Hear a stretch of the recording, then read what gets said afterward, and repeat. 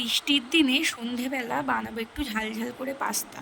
তার জন্য কড়াইতে ডিম বসিয়ে দিয়েছি আর একটা কড়াইতে জল। আর এই যে পাস্তাটাও ঢেলে নিয়েছি। এবার পাস্তাটা জলের মধ্যে ঢেলে দিলাম, জলটা একটুখানি গরম হয়ে যাওয়ার পর।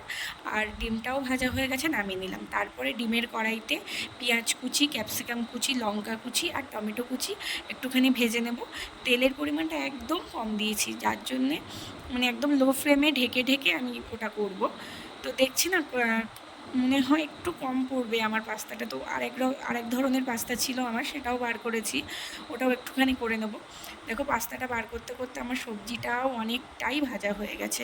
এরপরে এর মধ্যে একটু soya sauce, green chilli sauce আর হচ্ছে টমেটো কেচাপ অ্যাড করে দেব। তারপরে আমি এটা একটুখানি মিশিয়ে নেব। মিশিয়ে নেওয়ার পরে যেই ভাজা মানে সিদ্ধ করা পাস্তাটা ছিল না, ওটা আমি একটুখানি ওর মধ্যে অ্যাড করে দেবো।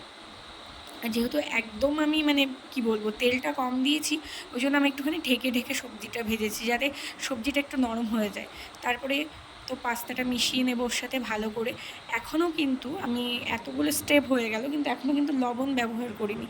এরপরে আমি দেবো একটু ঝাল ঝাল করবো যেহেতু বলেছি, লবণ দেব। আর অনেকটা পরিমাণে মরিচের গুঁড়ো দিলাম। আর দেবো 2 প্যাকেট মতো তোমার ম্যাগি মশলা, কারণ ম্যাগি মশলা দিলে না অসম্ভব সুন্দর টেস্ট হয়। আমার তো খুব ভালো লাগে পার্সোনালি।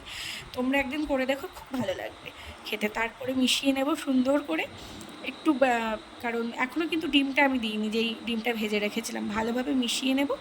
মিশিয়ে নেওয়ার পর এবার দেবো হলো ডিমটা ওর সাথে অ্যাড করে দেব।